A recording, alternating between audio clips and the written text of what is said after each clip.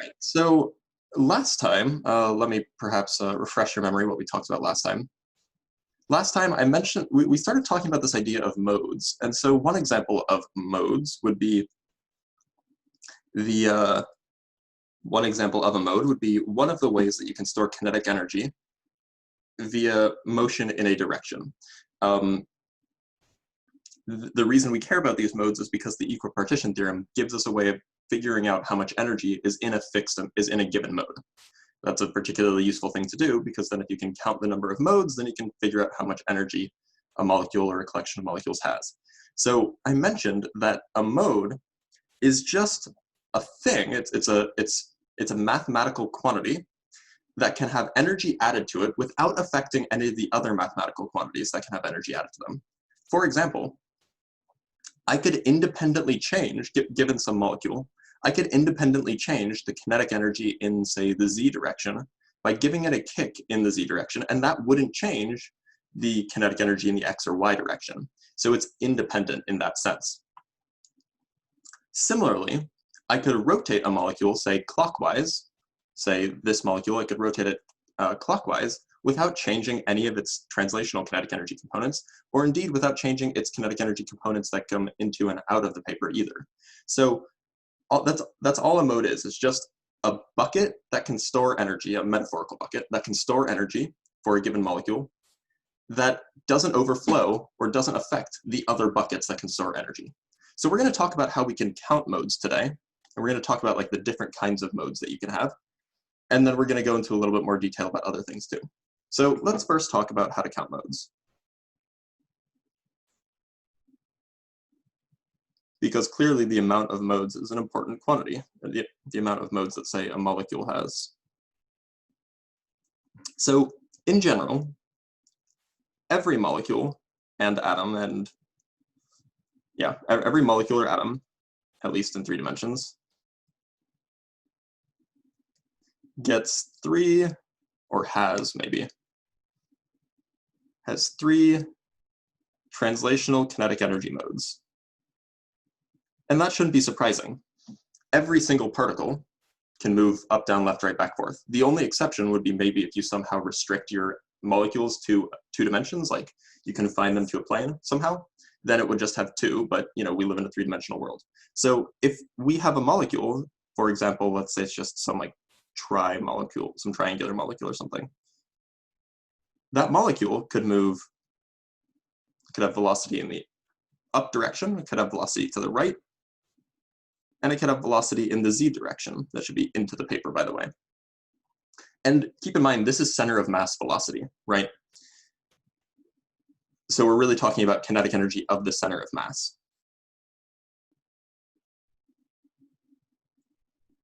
So if I kicked it in the x direction, it wouldn't affect the other velocities and hence wouldn't affect the energy stored in those modes. That's why translational kinetic energy counts for 3 modes. Another way that you can add modes to a molecule is by noting that some molecules can rotate in non-trivial ways. So each distinct axis of rotation, I'm going to put non-trivial in parentheses here,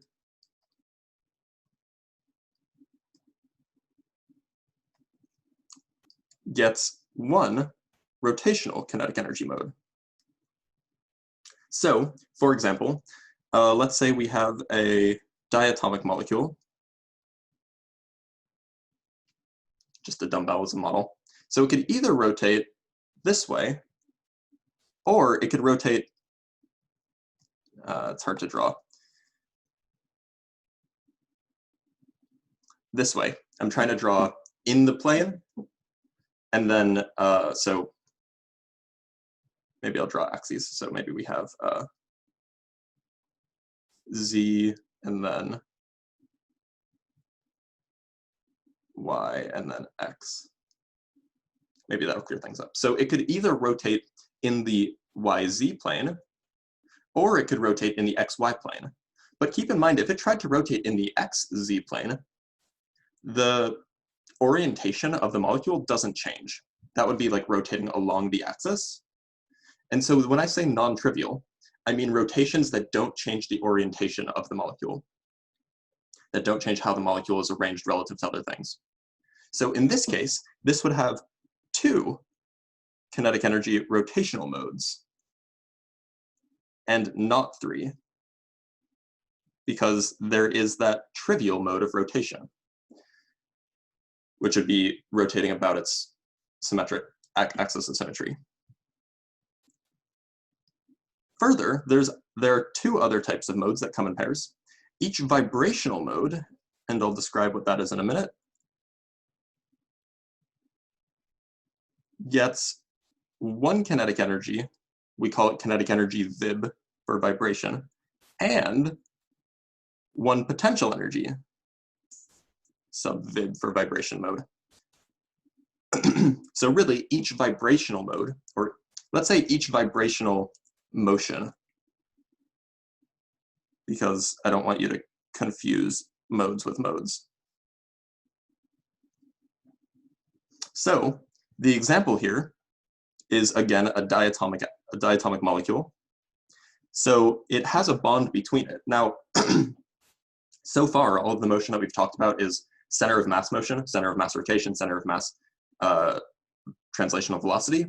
But we can also talk about the individual molecules vibrating back and forth, sorry, the individual atoms in the molecule vibrating back and forth, right? Like doing something like this, coming closer, then coming apart, further apart. And we know that that's what happens for molecules that are in a bond. We know we can treat molecular bonds, at least approximately, as a spring.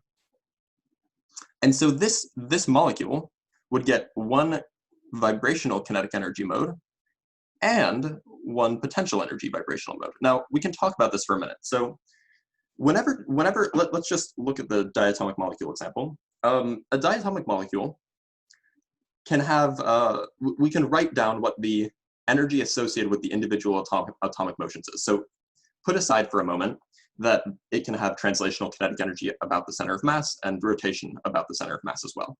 Put those aside, just imagine it's just fixed in place. What does the energy look like for 2 things connected by a spring? Well, we know that the total energy is 1/2 mv squared plus 1/2 kx squared. I'm going to put a little, it's basically this. The idea is that you can find the speed, you can find the energy associated with the motion, like they're actually moving towards each other, so there's some kinetic energy associated with that motion. And then there's energy associated with the strength of the bond itself, given a certain distance. So this would be the kinetic energy vibrational mode, and this would be the potential energy vibrational mode. And the reason why they're separate is because given a type of molecule, or given a molecule like a diatomic molecule, if you freeze it in time at some instant, the molecules would be further at some fixed distance apart from each other, right? And if you could somehow, you could potentially, or theoretically anyway, just give them extra speed without moving them. So that would change this without changing their separation, which would be the potential energy vibrational mode. Similarly, you could instead change their position, pull them further apart without changing their speed. Obviously, you can't actually do this on a practical level, but the point is you can store energy in these 2 quantities independently of each other. And so it counts for 2 separate modes, one of which is vibrational, one of which is kinetic, one of which is potential. But they both come from vibrational motion due to the oscillation of the molecule or of the atoms in a bond. And what we saw Wednesday is the following: that the total energy, the internal energy of a system, is proportional to the number of modes times the temperature, right? Let's just go back and look at Wednesday's lecture really quick. So what we found was that the total energy here is the number of modes per particle, or just the total number of modes, times temperature, times some constants. And so that constant might be the number of particles, it might be 1/2 kBt, but the point is if you double the number of modes, keep the temperature and everything else fixed, you'll double the energy. Similarly, if you double the temperature, this is absolute temperature measured in Kelvin, then you'll double the energy. So being able to count the number of modes makes for a very easy way of computing the energy in a system. And we care a lot about energy because, as we'll see soon, energy is conserved.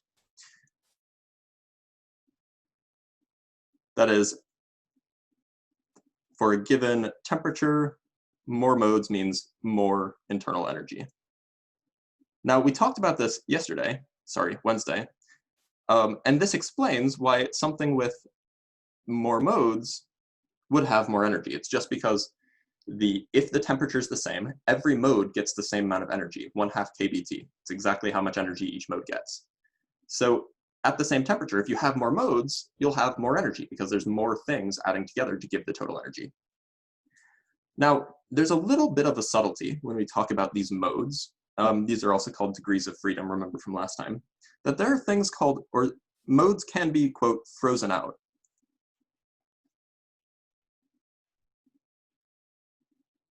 And the name kind of indicates what I'm about to talk about. The point is that sometimes vibrational modes don't contribute to the total energy. Remember, U is total energy.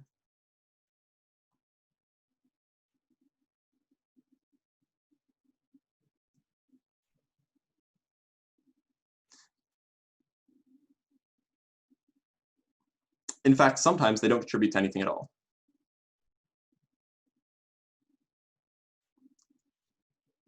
Now, you might be surprised that that's the case because, as far as I've told you, the equipartition theorem says that every mode should get the same amount of energy. So how could it be that the vibrational modes wouldn't contribute to the total energy, i.e. that they would have no energy contained in them? How is that allowed? Well, the equipartition theorem is actually, it's sort of a classical statement, meaning that if you assume these molecules are just small particles, I mean, it's a semi-classical statement. If you assume these particles are just small particles, then the equipartition theorem just holds. However, once you invoke the full power of quantum mechanics, then you see that that's not necessarily the case.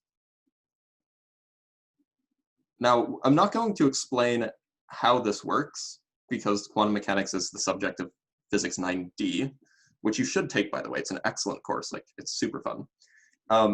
But the idea here, why this occurs, is that vibrational modes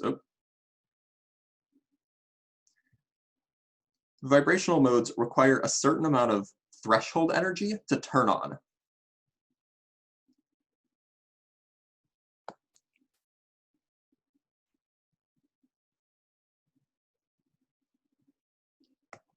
I can't write.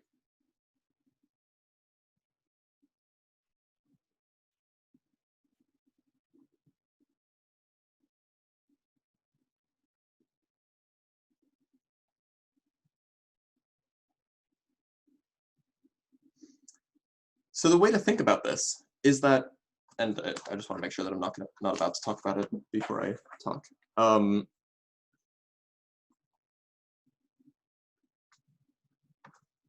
So let me be specific about this, and then I'll try to give some intuition behind this. The idea is that energy is not, because of this phenomenon that vibrational modes require a threshold amount of energy, energy is not distributed via the equipartition theorem into vibrational modes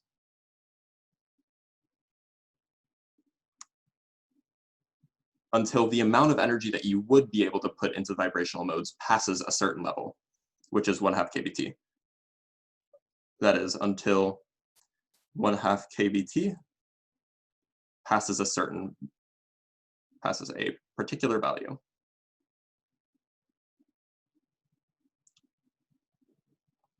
So let me kind of give a picture here. So the idea is, imagine the modes as buckets, right? And let's say that we're talking about a diatomic molecule. So it would have, according to the calculations we've done here, it would have 3 kinetic energy modes, translational kinetic energy modes, 2 rotational modes, and then it would have 2 vibrational modes. And we can treat these buckets as, or we can treat these energy buckets as just being buckets that are filled to equal levels. So I need more than that. Should have 7 buckets. 1, 2, 3, 4, 5, 6, 7. And they should be all approximately the same size. So the idea is that in theory, the analogy being water in buckets, right? You pour water in, it would fill them all up equally, right? That's what the Equipartition Theorem would say. But that's not what happens in reality. It's a little bit more complicated. Rather, if these are our vibrational modes, and say these are our rotational modes, and maybe these are our translational modes.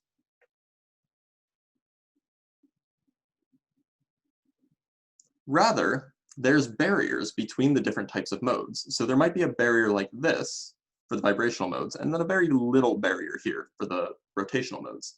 So as you pour in water,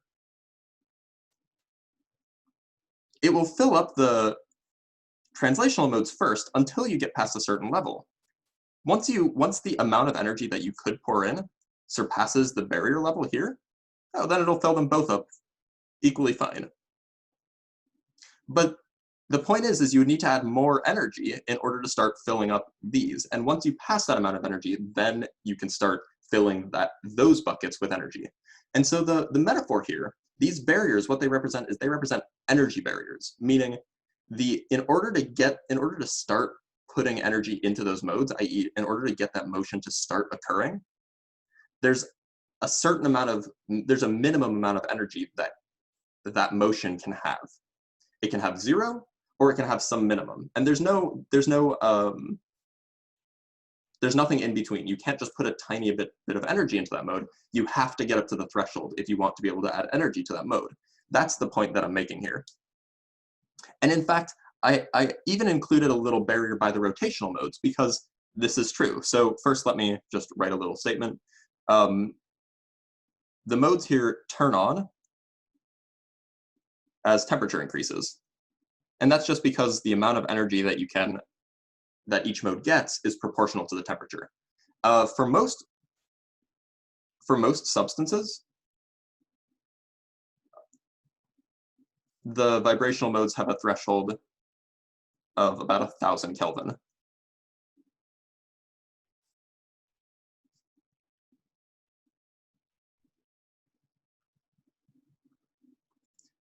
And so just going back to this analogy, I included a little barrier by the rotational modes. And in fact, it's true.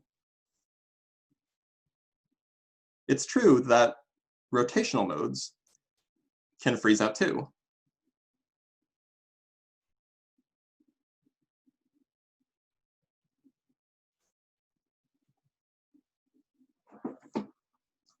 By the way, the reason we use the language of freeze out is think of each mode as being associated with a particular type of motion.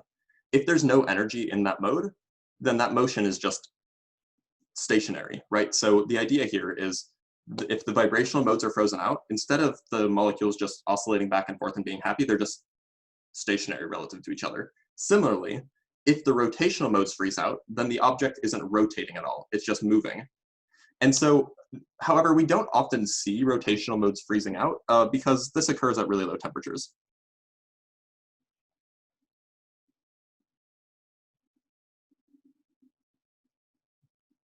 That is like a few Kelvin is where rotational modes will start to freeze out. So at standard everyday temperatures, especially for gases, rotational modes will always be present, just like translational kinetic energy modes. However, vibrational modes, just due to the nature of the temperature that we live at, vibrational modes tend to not be present at regular temperatures of around 300 Kelvin because they just need more energy than that to get going.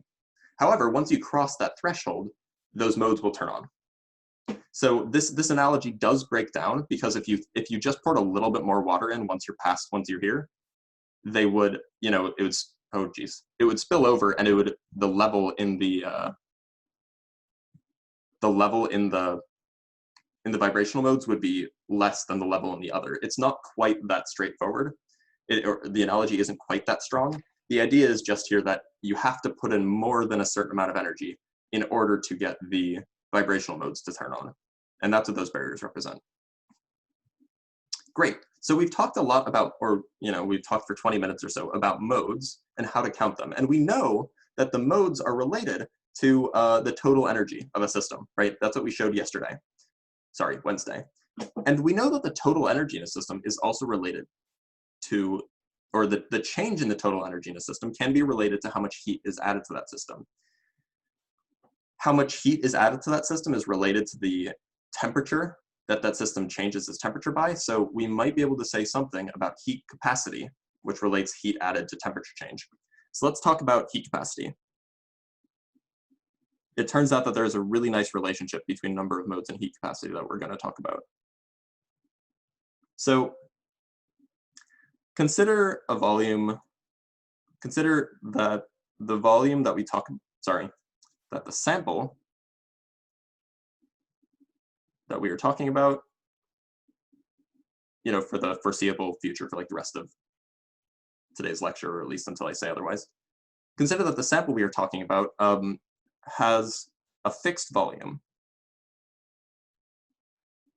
meaning its size isn't changing. So if we have some amount of stuff, its size isn't changing. So the examples here might be a solid, or a liquid, or a gas in a box.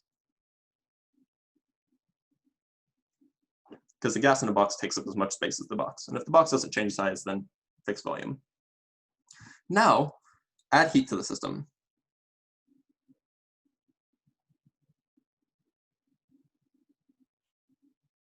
So we can find out what delta T is. We have the tools for that now. So for gases, remember the formula that we use the molar specific heat capacity for gases because it's easier to measure the number of moles. This is equal to N times C being the molar specific heat, times delta T. Right, so if we know how much heat we add, then we can figure out what delta T is, how much the temperature changes. But, and here's the big but that I will justify later, if there's no work done, that implies that delta V is equal to 0. So what we're doing is we are assuming that that the gas doesn't do work and has no work done to it. And by the way, we'll actually talk about how work is defined on gases later. But for now, just treat the statement no work done as meaning that delta V equals 0. That means that we can write, well, we've talked about this already. If you add energy to a system and there's no other sources of change of energy in that system, you guys have this notion of total energy conservation, right? So if we add heat to the system, if we add 5 joules of heat to the system, and the system had 100 joules of heat, if the system had 100 joules of thermal energy, that was bad language, then afterwards, the system would have 105 joules of thermal energy, right? That means, and so I specify no work done because work can be done to increase or decrease the energy of a system. Remember from 9a, that's what work does. It changes the energy of the system. Right, so if there's no work done, then the heat added is equal to the change in internal energy, delta U. And delta U, well, for monoatomic gases, is equal to 3/2 times nR delta T.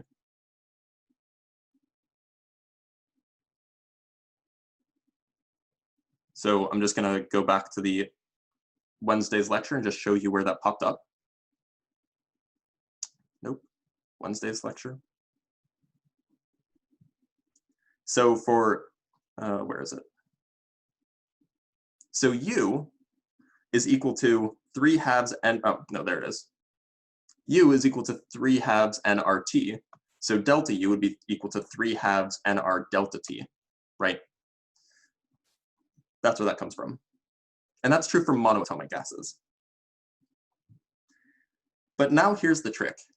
We also know that Q can be written in terms of heat capacity. So what we get is that 3/2 nR delta T, Q can be written in terms of molar specific heat. is equal to NC delta T. And so what we get is we get that, you can cancel off N, you can cancel off N, you can cancel off the delta T. What we get is that C, and I'm going to give it a subscript V, equals 3/2 R. Now what this CV means, this is the heat, or the molar specific heat, as measured when the volume is fixed, or when the volume is constant. So how would you go out and measure this as an experimentalist? You would put your box, or you'd put your gas in a fixed box whose volume doesn't change. Then you would add heat to your system, and you would measure the change in temperature. So we call it CV. That's the constant volume molar specific heat capacity, because later we're going to see another type of molar specific heat called constant pressure molar specific heat capacity, which is closely related but not the same number. And in fact, we'll actually find that is just a different number related to this one. And so, in fact, we can generalize this easily. Remember, the way that we got this equation, this 3/2 nR delta T, was by considering the shape, or what types of motion the molecule has when bouncing around on the inside of a box. And I claimed, I didn't prove this, but I claimed that in principle, if we had considered a diatomic molecule that can rotate in 2 different ways, we would have instead gotten 5/2 nR delta T. And then I argued that 5/2 just comes from the fact that a molecule, a diatomic molecule at standard room temperature, has 5 modes. And so that 5, rather than 3 for a monatomic gas, which has just the translational modes, that 5 is because it has two rotational modes as well. And so this argument generalizes easily for general gases. It generalizes to CV equals 1/2 times R times the number of modes per particle.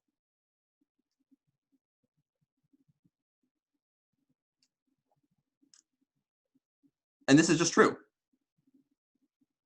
And again, CV is the heat capacity when the volume doesn't change. Now, the clever among you, or the deep thinking among you, may have thought, well, wait a minute. Heat capacity is just supposed to be a number for a given thing. But I just told you that the amount of modes that a gas has, that a gas molecule has, depends on its temperature, right? At very high temperatures, the vibrational modes might unfreeze, and so you'd have more modes. And in fact, that's true. You would find that if you were to plot the heat capacity, the constant volume specific heat, with temperature of, say, diatomic molecules, you'd find that it's constant. At very low temperatures, it's constant, and then it jumps to where the rotational modes unfreeze. Then at a higher temperature, it would jump up again to where the vibrational modes unfreeze. And so it is approximately constant over small ranges of temperatures, but it does change at different values. So this might be 3, 5, and 7, or 3/2 R, 5/2 R, and 7/2 R. And this would be for a diatomic molecule.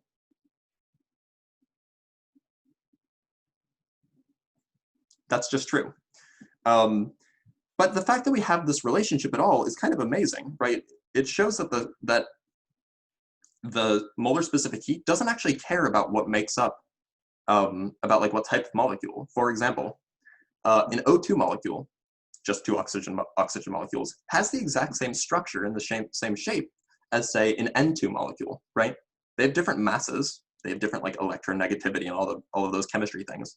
But the point is their constant volume molar specific heat, it's basically the same for the 2 of them. And that's because they have the same shape, they have the same number of modes per particle, or per molecule. And so this molar specific heat is then kind of it doesn't actually care about the chemistry, it cares about the physics, like the shape of the thing, which is kind of amazing, by the way.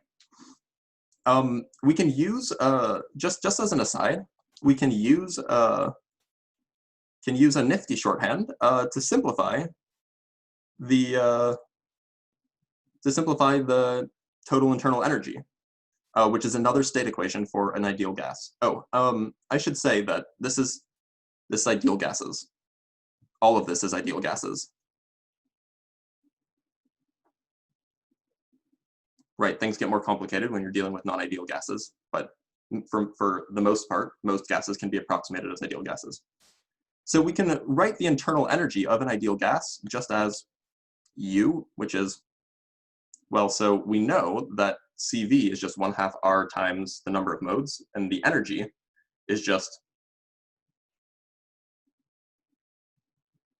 this, but with 3 being replaced with the number of modes. So just some algebra would lend you to believe that the total internal energy can be written as just N times CV times T. And this is just another state equation. It's a rewriting of the U state equation, which is kind of nice. So that is to say, the total internal energy actually only really depends on the number of particles you have and its temperature. It doesn't depend on the pressure, doesn't depend on the volume or anything.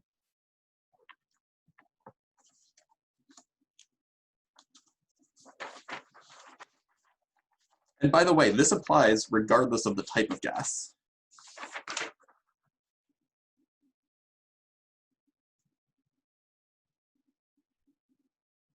Meaning like diatomic, triatomic, whatever, as long as it's ideal.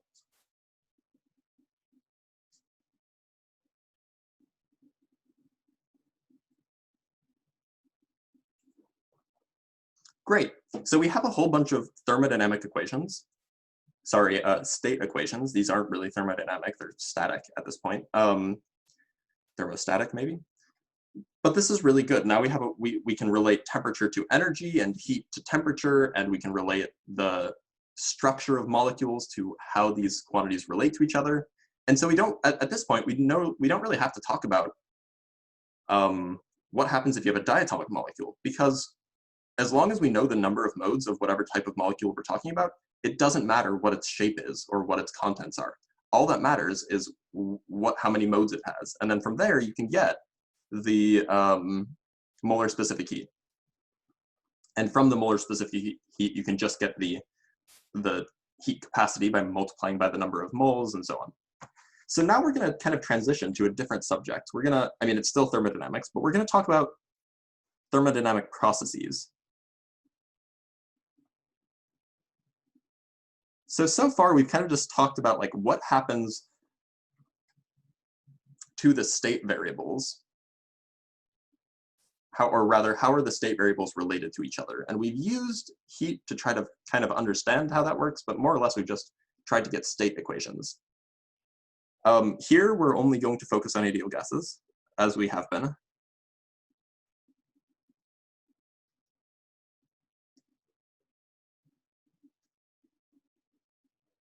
Which is, you know, fine. Ideal gases make up most of the things that we interact with on the everyday. So the reason we're studying thermodynamic processes is because we're interested in what happens when our state changes. This state being, remember, a set of conditions that characterize the macroscopic properties of the thing. It's basically the collection of state variables. So when a state changes, that's called a thermodynamic process. So we're going to make a lot of, not necessarily assumptions, but a lot of, there are going to be a lot of caveats here because thermodynamic processes are kind of hard to study in general. In particular, it's difficult to study fast processes.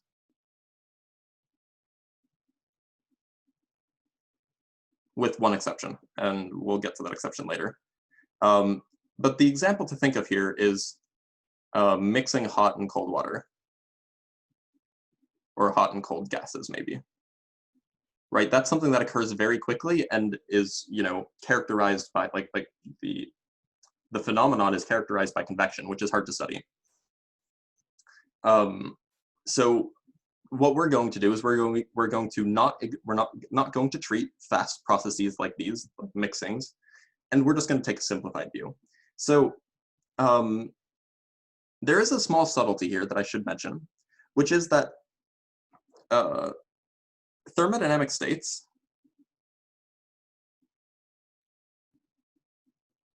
are equilibrium states.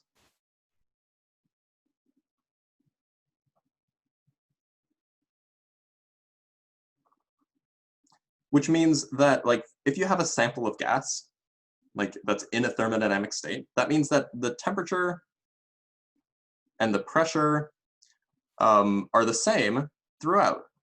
Like, the temperature in one region of your gas is the same as the temperature in another region of your gas, i.e. it's balanced. Come on. There we go. Putting that in quotes because it's not a technical language, but the idea is that, like, the temperature is evenly distributed throughout, the pressure is evenly distributed throughout, and so what this indicates is that the conditions won't change in time.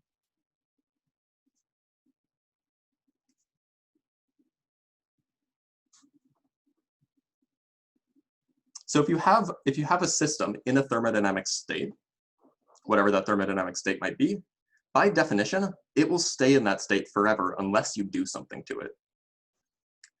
I mean, in the real world, if you put a gas in a box, eventually the gas might heat the box and then the box will radiate away some of the energy and so on and so forth. But in an ideal world, if something is in a thermodynamic state, it just doesn't change from that state ever. So the only way to change that state is to do something to it. And the way that we are going to do something to it, our thermodynamic processes,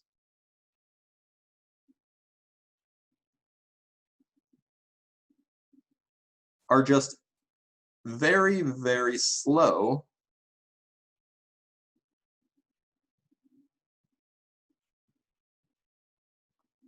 changes from equilibrium.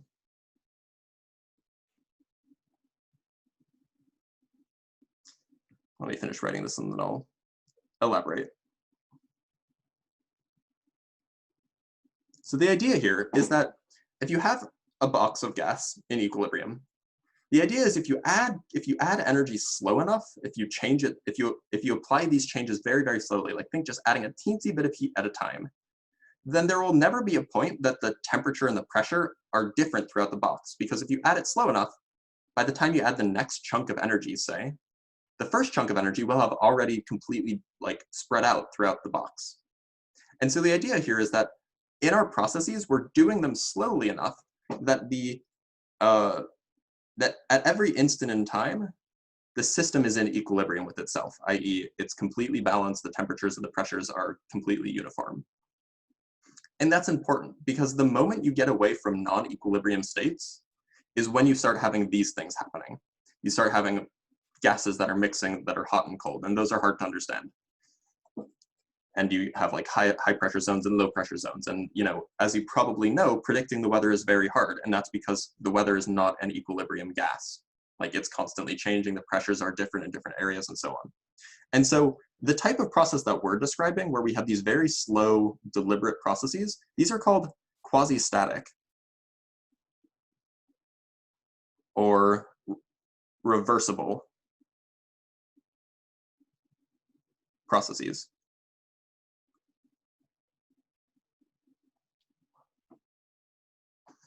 Great, okay, so by the way, the name reversible means as the word means, right?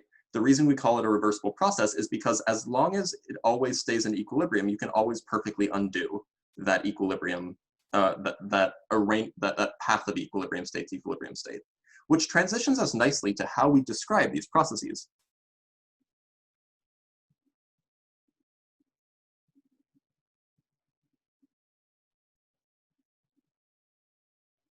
So remember that for a given type of system, like an ideal gas, there's a certain number of equations of state. PV equals nRT is a perfect example. Now there are, say, 4 state variables, 4 kind of basic state variables that that describe a system, but we only have the one equation that relates those state variables to each other. So in general, what will happen is you will have a given process can change one of the state variables, and that will change the other state variables with it. but they don't always have to stay the same. They just have to stay related by that equation of state. And so what we do, the way that we describe these processes, is by using process diagrams, which basically tell us how the state variables change during the process. So what we do is we plot the state variables together.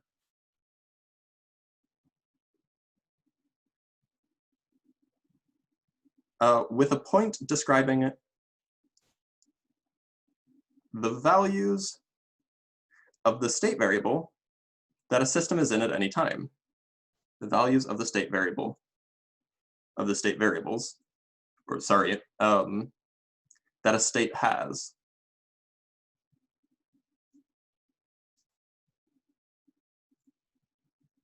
So let me back up a little bit. If I gave you the set of, say, 4 state variables, N, P, V, and T, right? If I just gave you those for an ideal gas, that completely characterizes the state that ideal gas is in. You can tell me everything you want about that gas by just knowing those variables. Because when we talk about the state of an object, of a gas, we're really just talking about what those state variables are. So a given state could be described as a point on a graph. So if we have, for example, we could plot P versus V. Let me make that more straight.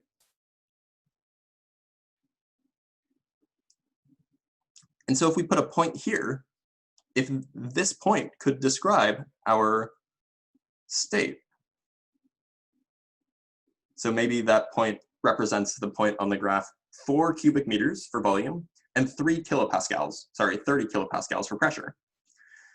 And you could just as easily plot perhaps the same state, or perhaps a different state, on a different state graph, like maybe it's temperature versus pressure. And so maybe that same state would be somewhere here. So it has to have the same pressure because it's the same state. But now maybe the temperature, you could calculate the temperature using the ideal gas law, but you could also just plot it on a graph. And so these might correspond to the same state.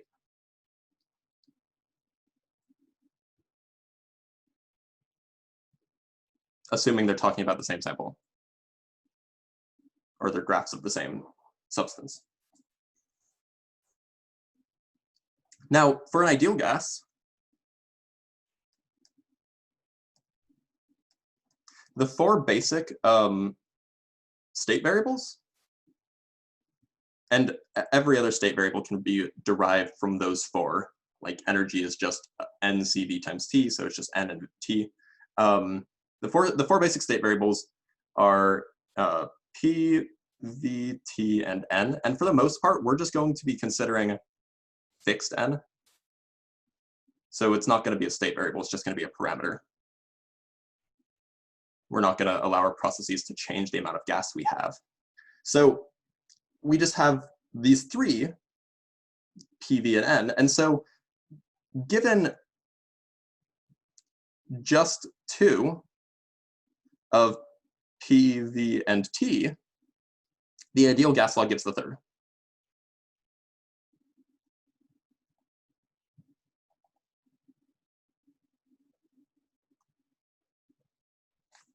What that means is that if you know how many moles of gas you have, that's just a fixed parameter that either you can solve for pretty easily or is just given to you, and you know what 2 of those state variables are, you don't need to plot the third variable, because the third variable can just be calculated explicitly by just plugging into the formula.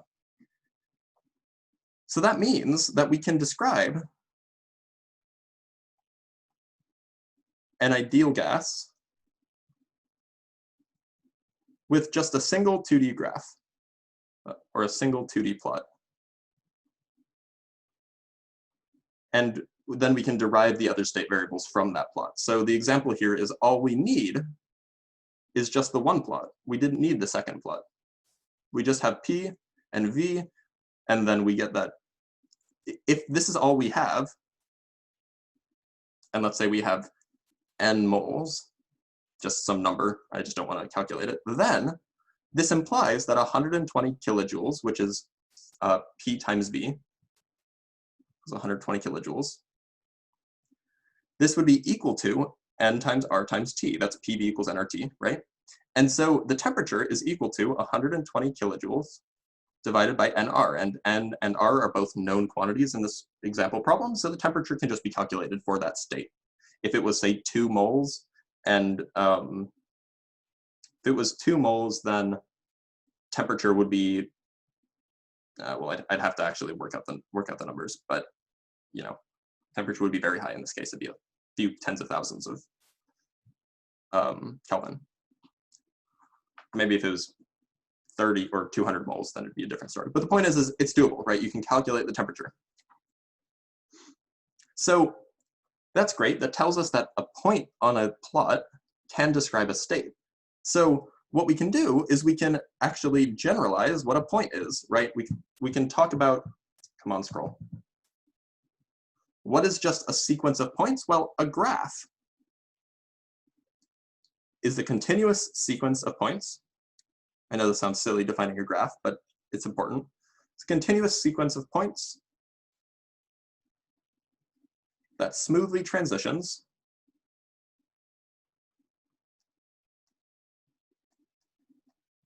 from one point, i.e. equilibrium state,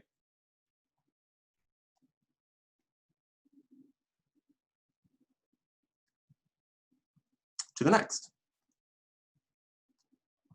So that means that a graph describes a process, a thermodynamic process.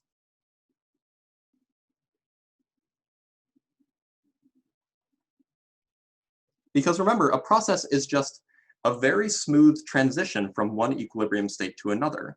And so, and it transitions to a very, very close by equilibrium state. Because if you have some equilibrium state, some thermodynamic state that your gas is in, you add just a small amount of energy, the pressure, the volume, the temperature, those are not going to change by a very large amount. It's going to, the state is only going to change just a little bit.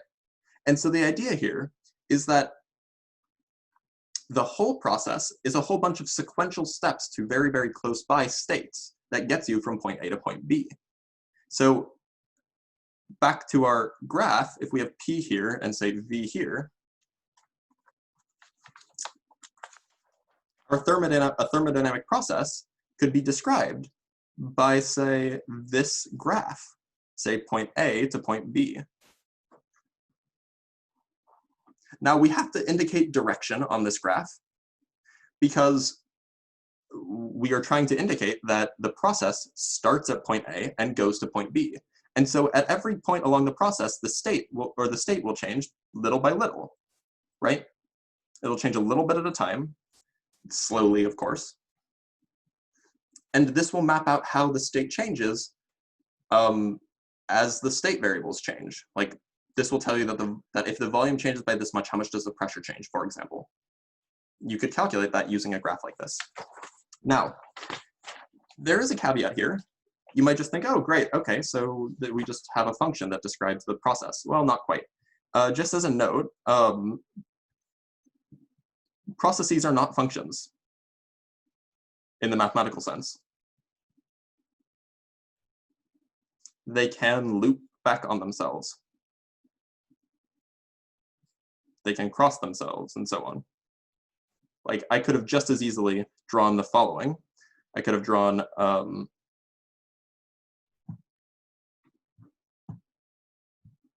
on, stop. Could have just as easily drawn, I'm just sketching here now, but by the way, could have drawn something like this, figure 8. Or actually, it doesn't even have to end at the same point. It could be this process. And this is a totally perfectly fine thermodynamic process.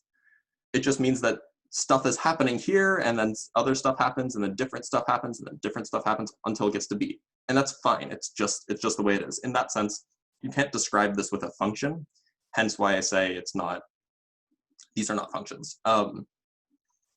But there is something that we can say about these graphs. A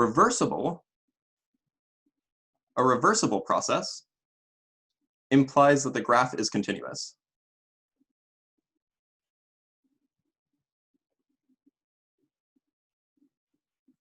And this is just because, so you can backtrack. So imagine that a graph looked like this, and then it just jumped to this point. Well, if you were trying to backtrack from B, you wouldn't know how to get to A, because you wouldn't be able to necessarily, there is no path to get back to A. You would have to do an equally irreversible process to go back that way. And I claim that that's not something that you can just do. Now, putting that aside, these types of diagrams are really nifty for calculating work and heat.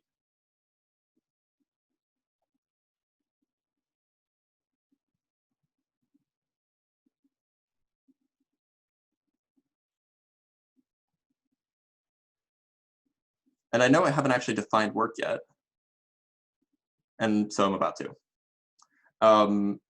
So let's talk about work. So remember from 9a, the following.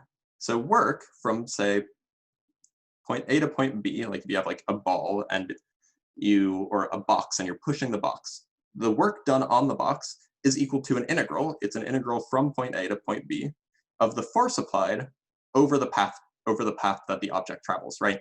Or over the path that that force is applied. And so we can simplify that. It's a dot product, of course.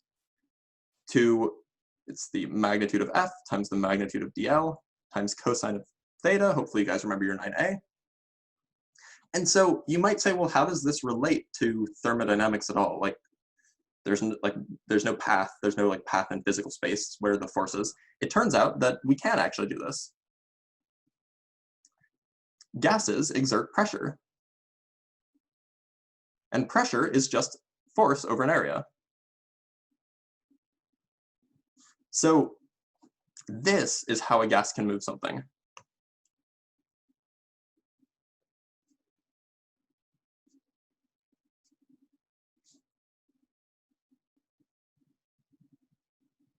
In fact, you guys probably have the intuition that if you have like a high pressure vessel and you keep increasing the pressure, eventually the pressure will be so big that it'll push the vessel apart. It'll like explode. And so it has to have done work because it caused something to move. So let's consider a simple example. Again, this ideal gas business. We're going to put a gas in a box, and that box is sealed by a piston. So the picture here, and this is always hard to draw, so forgive me if it's terrible. So we have our box. Trying to draw a three-dimensional box.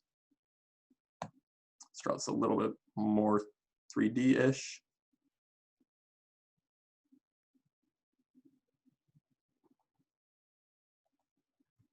And so the idea here is that we have some sort of piston. Oh, I hate when it does that.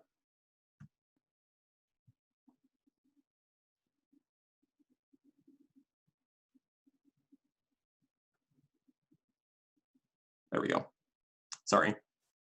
And maybe, so this is like a solid piece of metal that's at various heights on the box. And we have our gas, say, down here below the piston.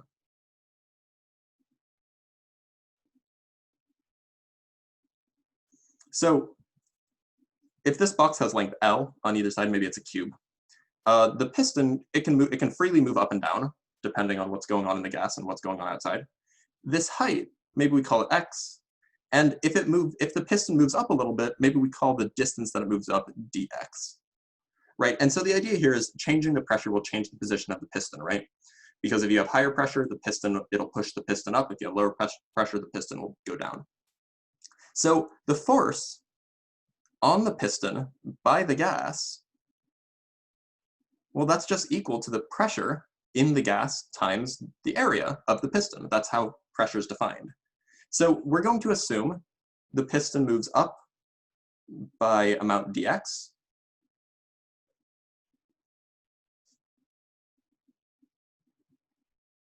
Then, well, what can we say about the change in volume of the gas? dV would be equal to A times dx, right? So basically, the piston moves up, like say, an inch, right? Well, the amount of volume that the gas now has more room for is the surface area of the piston times that inch.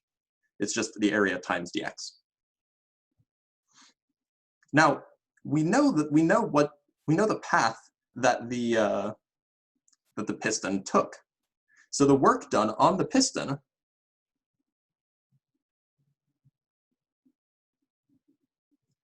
this is a very small amount of work. So I'm going to put a D with a slash through it. It's not actually like dW, but actually we'll just call it dW. The small amount of work done on the piston by the gas, by pushing it up just a little bit, this would be equal to the pressure times the area. And you could view these as dot products, but we don't have to. It's the pressure times the area times the small path that it traveled upwards, dx, right? So a small amount, if the total work done is F dot dl, is the integral of F dot dl, then dW is just the dot product of F dot dl. So that's all we're doing. And we're assuming like everything's perpendicular here, or everything's parallel, so we don't have to worry about the dot product. So this is just the force, and this is our dl. It travels that slight distance. But A times dx is just equal to dv, so this is just P times dv. And so what we find out actually is that the total work done, just W, done on the piston is equal to an integral from the volume 1 to volume 2 of the pressure dV, right? The way you find the total work done on the piston, and in general, this is just the total work done by an expanding gas. It's just you add up all of these little tiny amounts of work done. So it's just the integral of P dV.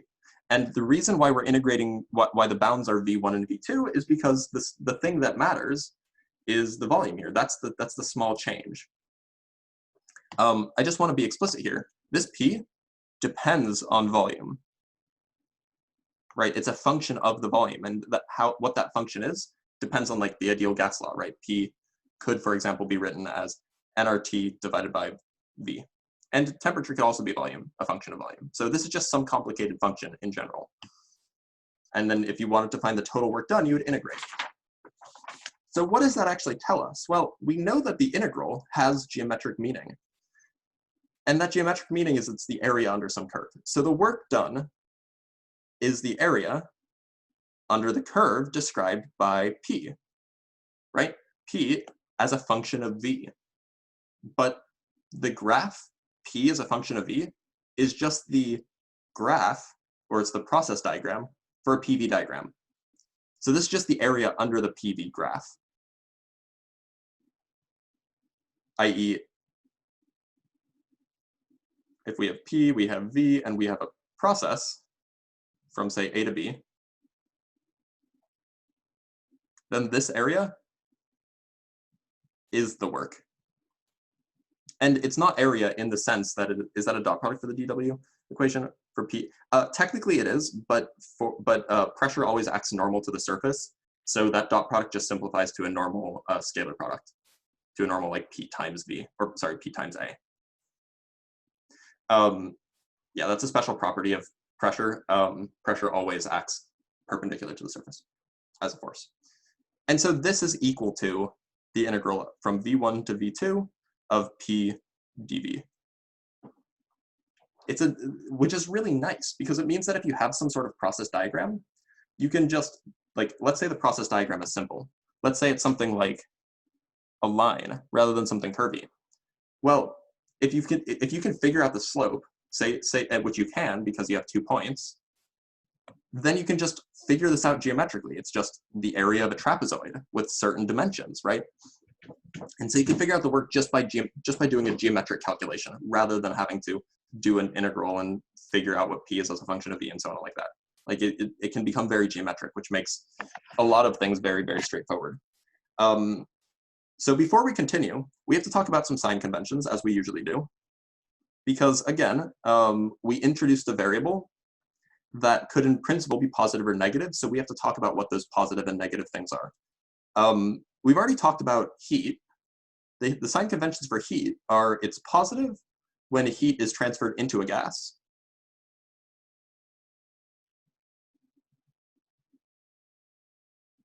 And it's negative when heat transferred out is transferred out of a gas. Now, we can do the same thing for work, but we just need to make sure that we choose a sign convention and stick to it. For our purposes, in order to make the math nice, we actually make a strange choice. We choose that work is positive when work is done by the gas, i.e. via expansion. Remember, by the way, that I mentioned that when no work is done on or by the gas, delta V is 0. Well, that should make sense now. If the volume doesn't change, how can it do work? When the work requires some distance traveled, and that distance corresponds to a volume change. So if the volume doesn't change, then no work can be done. Another way to look at it is if you have a process diagram that looks like this, the integral of that is just 0, right? It has 0 area under it. That's why I say the work done by the gas via expansion. The work is negative when work is done on a gas via compression. So if you do work to a gas, and this should make sense with your intuition, if you take a balloon and you squeeze it, you are doing work on the gas. You are compressing it. And so the idea is that the work done on the gas is negative. Sorry, the quantity work that describes that process is negative because the work is being done on the gas rather than having the gas do work on something else. So the unfortunate consequence here is that the internal energy of a system increases when the process has positive heat. The internal energy of a system decreases when a process has positive work.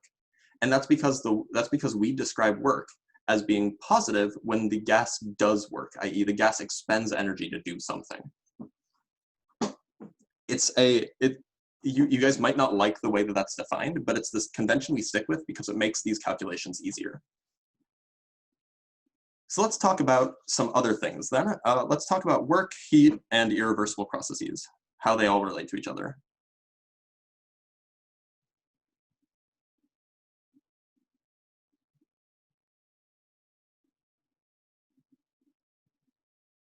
By the way, you may have seen opposite sign conventions for work and chemistry.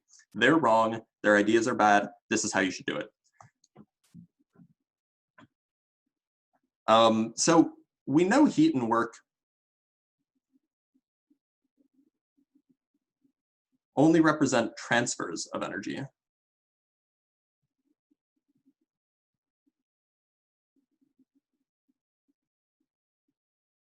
Right, that's the whole point. Heat and work, neither of them are state variables, they are process variables. They describe a process rather than a state itself.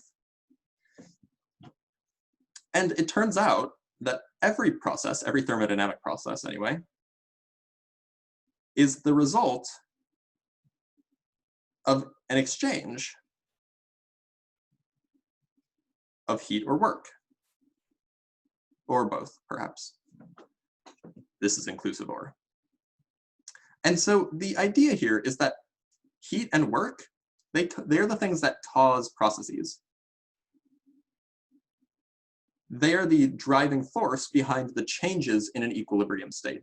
So earlier in the lecture, I mentioned something along the lines of, if an object or if a system is in a thermodynamic state, meaning it's in an equilibrium state, it will not change from that equilibrium state unless something happens to it. So now, what I'm saying is that the thing that you have to do to change the thermodynamic state, i.e. to make a process occur, is you have to either give the system heat, take away heat from the system, make the system do work, or do work on the system. These things have to be not zero in order to have a process occur, definitionally. Now, there is this business about reversible processes. The only way that you can get a reversible process is if you exchange heat or work, like into and out of the system, very, very slowly. Now, this goes back to the example. You have you have like a gas in a box, and you heat it up very, very slowly. You add just little tiny chunks of heat. Well, then it will be reversible because the state doesn't change dramatically. It doesn't jump from point to point. And one way to see this is, imagine instead, you just add a whole bunch of heat at once. Then what will happen is the, you'll start off at in some state, and then an instant later, you'll be at another state, which means that your state or this is just a sketch, by the way, which means that your state will just instantaneously jump from A to B without actually having without actually passing through the intervening states, which is what makes it irreversible, because you can't just jump back. If you try to remove heat instantaneously, it'll go somewhere else, more than likely. I mean, in principle, it could be doable, but it's not something that can be done easily. Hence, we call those irreversible processes. So if you want to make a process that can be reversible, that can be undone basically by another process, then you have to do these things very slowly, or do them in such a way that they always pass through an equilibrium state. There are some processes that are fast, but still only pass through equilibrium states, and so we will talk about that at a later date. And by later date, I mean either later today or next week. Now, generally, there are no real reversible processes in the real world. Just not true. It's an unfortunate consequence of how our universe works, but it's just not true. However, for a lot of cases, we can actually approximate a process as reversible. So it'll be just a little bit irreversible, meaning that, like, for example, the energy is just a little bit not conserved. In order to go from point A to point B, you had to add a little bit of energy, and then to go from point B to point A, you had to add a little bit of energy, meaning that you didn't get energy back from going from B to A. But in a lot of cases, if we do things carefully, we can, that small, like in this example, energy difference is small enough that it's negligible. Okay, so here's where we get to the, perhaps the climax of today. Still have a few pages of stuff to talk about, but we talked about the 0th law of thermodynamics, like on Monday. And this is a thermodynamics, or this part of the course is thermodynamics, so we ought to talk about the next one, which is the first law of thermodynamics. And we needed to talk about work and heat in order to talk about this. Oh, come on, scroll. There we go. So the first law of thermodynamics is actually nothing new. It's just, let me write this out. It is I don't want to cross-strike that. It is literally just conservation of energy.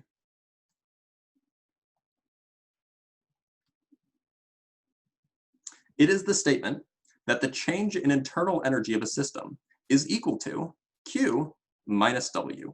Now, you might say, why is there a minus sign there? Well, the minus sign is there because think about the sign conventions that we have.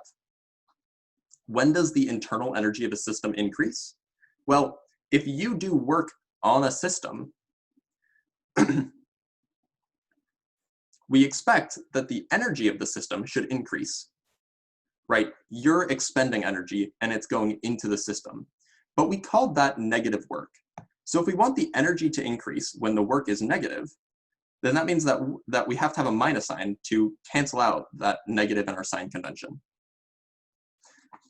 This is just a formulation of the first law, by the way.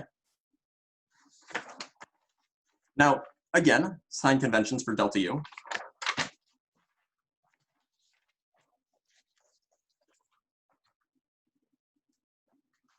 Hopefully, these sign conventions are fairly obvious. We're just talking about the energy in a system. But we say that, so here, delta U goes up. If Q is positive, that should be fairly straightforward. If W is not changing, or if W is 0 and Q is positive, then delta U goes up. And this makes sense because we add heat. Delta U goes down if W is positive. And again, this should make sense given our sign conventions, because W is positive when the gas does work on the environment.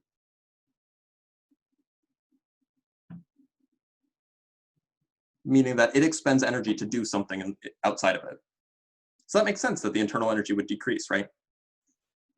So the warning that I should give you is that chemistry typically uses the opposite sign for work. And like I said, they're wrong. Their whole field is wrong. Their ideas are bad. No, I actually have nothing bad to say about chemists. I just don't know any. But yeah, in my opinion, this is a more sensible definition of work because it makes the calculus a little bit easier. But it really doesn't matter. As long as you stick to a convention, then you're fine. But for this course, stick to this convention. So let me give let me give a list of interesting and useful facts.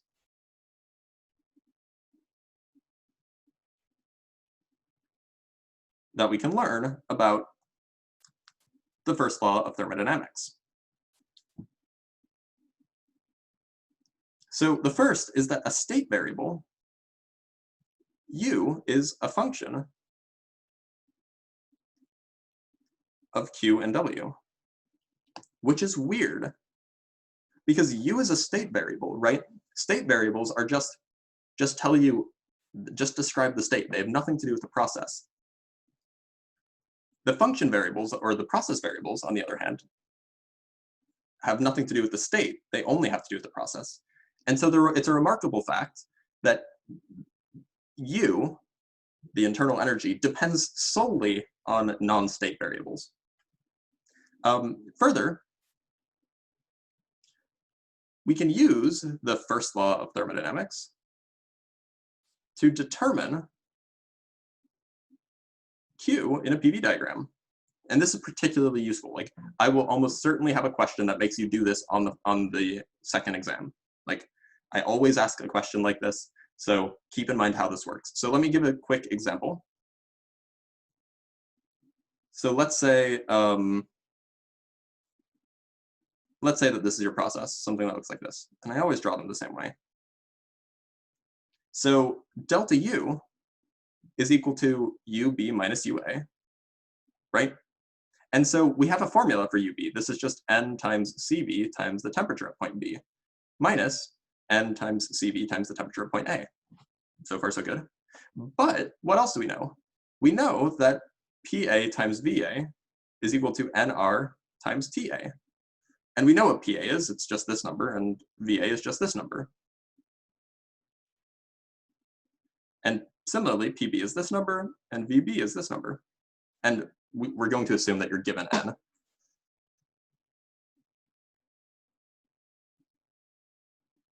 So we can use the ideal gas law to find the temperatures. And then if we know the structure of our molecule, and we know, say, the number of moles or something like that, then we can use that to find the total change in internal energy.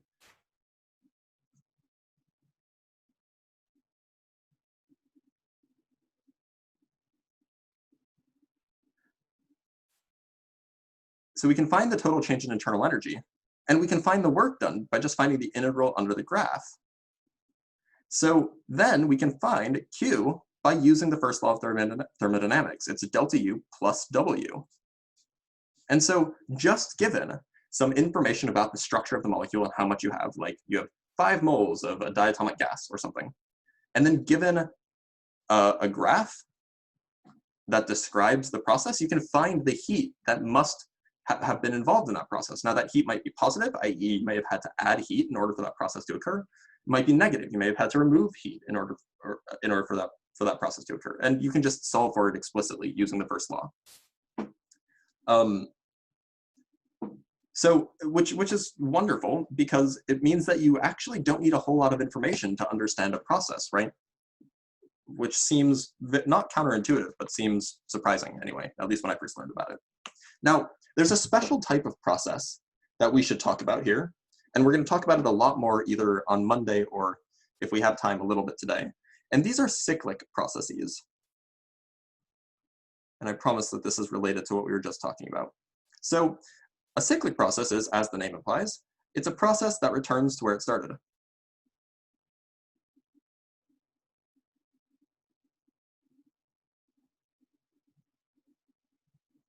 All cyclic processes are reversible because otherwise it wouldn't be a, well, I guess that's not true. I guess you could in principle have a non-cyclic or a non-reversible cyclic process, but it wouldn't be really a closed loop. So the example here is, again, all processes for an ideal gas can be described by the PV diagram, so that's what I'm doing. So an example might be something like this.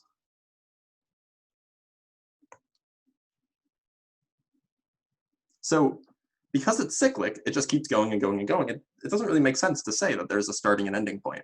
We could maybe say that this is, like this point here is A and B, and it goes around and it comes back to B, and then it can keep doing it. So you might ask, okay, well, how do you compute the work? Well, we know how to compute work for just a single like non-cyclic process, right? You just do the integral, you find the area under the curve. So the work is positive if you're going from right to left, sorry, from left to right, right? If you integrate a quantity that has a height that's above the x-axis, then that integral will be positive, right? And you guys know that when you do an integral where the bottom register of the integral, like if we have like 5 and 3 here, and then we have like the absolute value of, say, f of x dx, this is going to be negative because you're integrating backwards. So the idea here is if you're integrating over a process, I'm going to erase this because I need room. If you're integrating it over a process from left to right, from L to R, then you get positive work. That's all I was talking about. So in this example, you would have positive work. If I instead reverse the direction, if I said it was from B to A, then you would have negative work. And it kind of makes sense, right? A process that does positive, or where there's positive work, if you do the process in the forward direction, if you reverse that process, you would expect that reversed process to be negative, have negative work, and vice versa. And this is just a consequence of the fact that integrating from a larger bottom slot to a lower top slot on an integral gives you a negative quantity for a positive function. I will get to that in a minute, Andrew. But yes, that's where we're headed. So if we integrate over a process from right to left,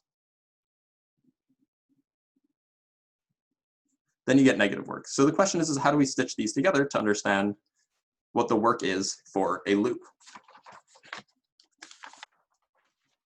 So what that implies is that we could break up this loop into two chunks. We could say, we could call this point A and this point B, right? So then in this case, the work from A to B is positive. The work from B to A is negative, right? So the question is the total work done in this closed loop 0, positive, or negative? Well, you might say it's 0 because it starts and ends at the same place. But remember, work does not just depend on the state, i.e., just because you start and end at the same place doesn't mean the work has to be 0, because there could have been less work done to get somewhere else and then more work done to get back to where you started, for example. So note that let me draw this out again. We could describe this process as taking place sequentially. So the total work done would be the work done by the two separate processes, one of which would go from A to B. This is kind of hard to do, but something like that. And the second of which would go from B to A. And so here, the work is positive. And here, the work is negative. So what happens when you add them together? Well, the area under this curve is equal to the area under the dotted line plus a little bit more, right? So that means that, let's call this let's call this 2, and let's call this 1.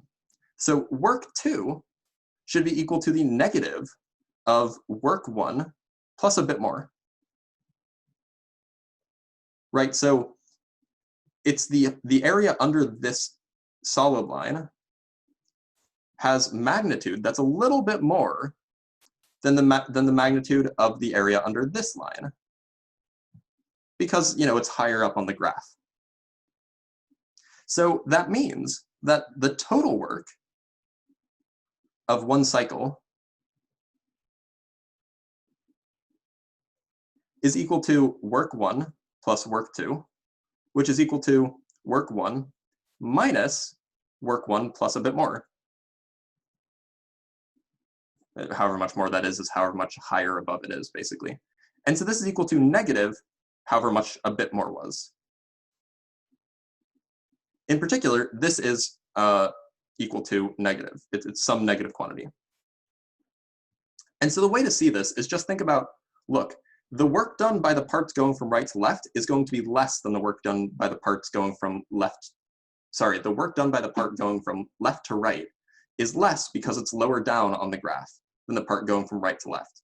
So it turns out that the work done by a loop is just the area inside the loop, right? This a bit more is precisely equal to the area that was between this dotted line, which was supposed to represent this same line, and the solid line. This bit here is a bit more. So the work done by a loop or a cycle, the magnitude of the work done by a cycle is equal to the area enclosed by the cycle. And what about the sign? Well, we just discussed how to figure out what the sign is. If the part going from left to right takes up part of the path that's lower than the part going from right to left, then it'll be negative. Meaning, if the path goes in a loop that's counterclockwise, you get negative work. So the work of a counterclockwise loop is negative. And likewise, the work by a clockwise loop is positive. So if I just drew a random cycle, something like that, and I told you it goes, say, this way, you could automatically tell me what the sign of the work is, whether it's positive or negative. And in this case, it goes clockwise, so we have positive work.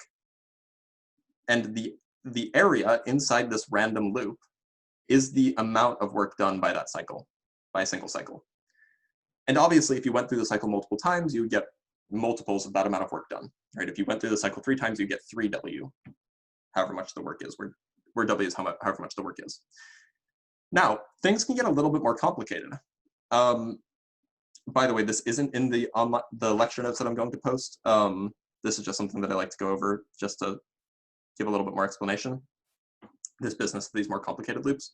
For example, let's say you have something that looks like this, right? Well, we can understand this fairly easily. We can understand it as a cycle that goes from, say, A to B, and then another cycle. Actually, let me draw a different cycle.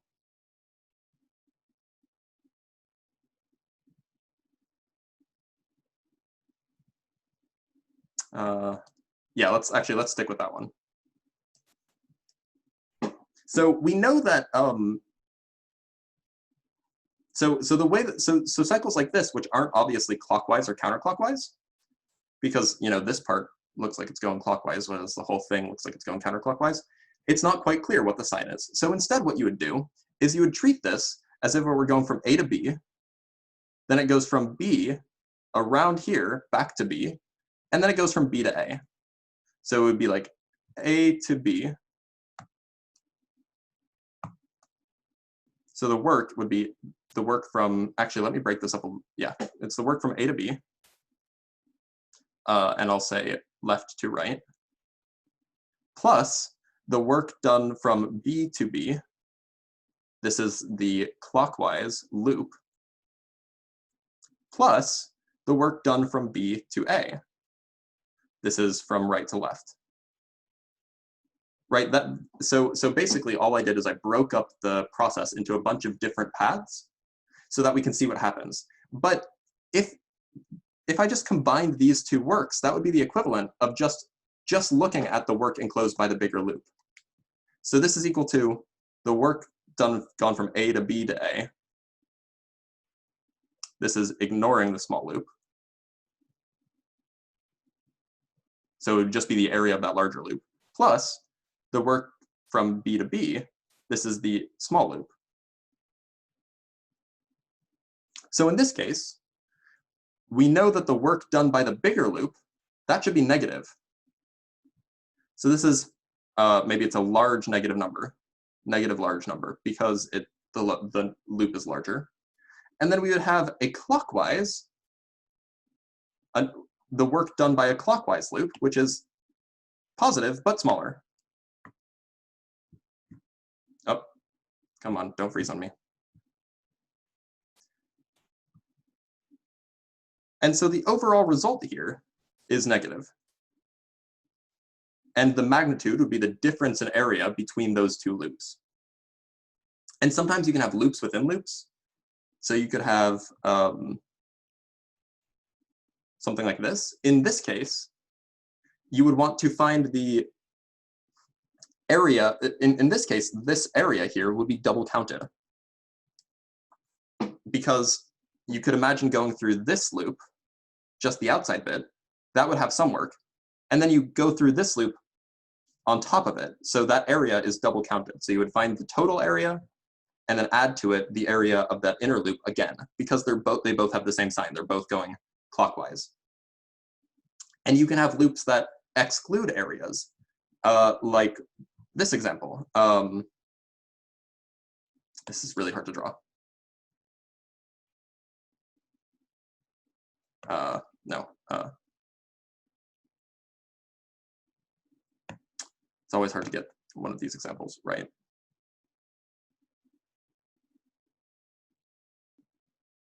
Something like, no, that's the same. All right, I can't think of how to draw it right now. But the idea here is when you have loops, when you have crossings, you have to consider what happens to those crossings. Like what happens when you have extra loops inside loops and things like that. You have to be careful. Sometimes they'll be double counted, sometimes they'll be counted against themselves, and so on.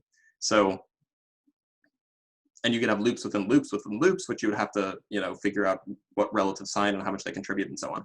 The idea, though, is generally what you want to do when you have loops is just break up the process into a process that goes around one loop and never crosses another loop, and then a process that touches there separately, and then you can just add up the works from those.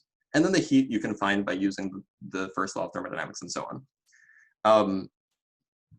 So I think I'm actually going to end it there. This is exactly where I expected I would end.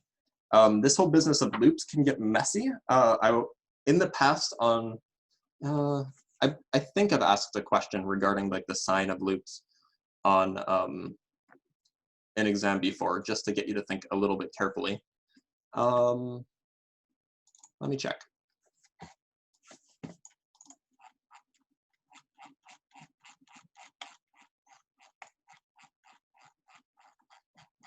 So last time I taught this course, I didn't, but it's fair game. So it's important to think about how these loops actually, how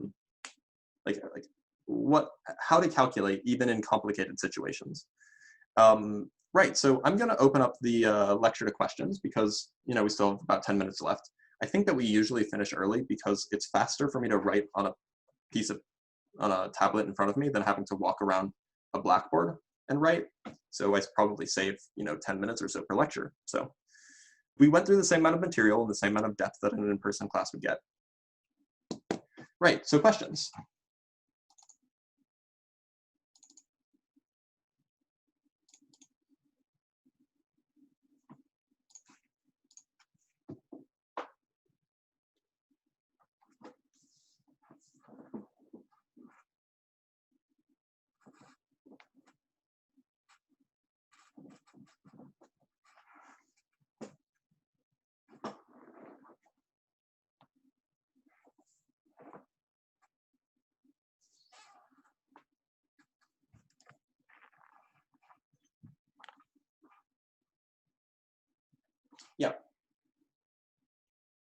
Yeah, so actually, really, it's actually a quantum mechanical reason too. Once we're talking about single molecules and stuff, quantum mechanics starts to play a role.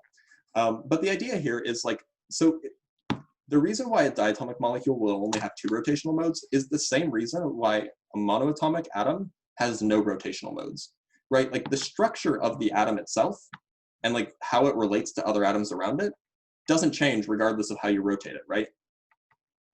In fact, it doesn't make sense to give an atom, to get an atom rotating. Like they're just spheres, so rotating it, no, okay, because you would think that rotating spheres would have angular momentum. Basically, if it doesn't, if from the outside, it wouldn't change how it interacts with things, i.e. electrons wouldn't be in different places. A monoatomic atom, if you just rotate a sphere, it'll just behave the exact same way with 2 other atoms. So if some sort of rotation wouldn't affect how it interacts with other things, that means that it can't affect the energy it has. So we wouldn't talk about that sort of rotation as being a non-trivial rotation, a rotation that can contribute to the energy that it has, which would allow it to interact with other molecules. So just like how monoatomic atoms don't have, or monoatomic molecules don't have 3 or don't have any rotational modes because it's a sphere, it doesn't matter how you rotate it. A diatomic molecule would only have 2 because if you rotated it about its long axis, it wouldn't affect how it presents to other molecules. It's the easiest way to understand it anyway. Does that make sense? Okay. Yeah, it's kind of weird because you'd think that it would, but the best way to think about it is that in order to get something rotate, like take this pen. It takes a sizable amount of energy to get it rotating this way. It takes almost no energy at all to get it rotating this way. So there would be absolutely no reason to think that an equal amount of rotation this way would have the same amount of energy as a rotation this way. And so the equipartition theorem just doesn't apply to those rotational modes. There's also a good quantum mechanical reason that rotation along those axes doesn't make sense, but we'll put that aside.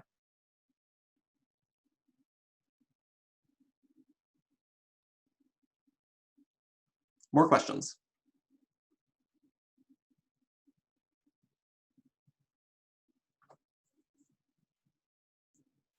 I somehow need, oh, I'm gonna stop recording.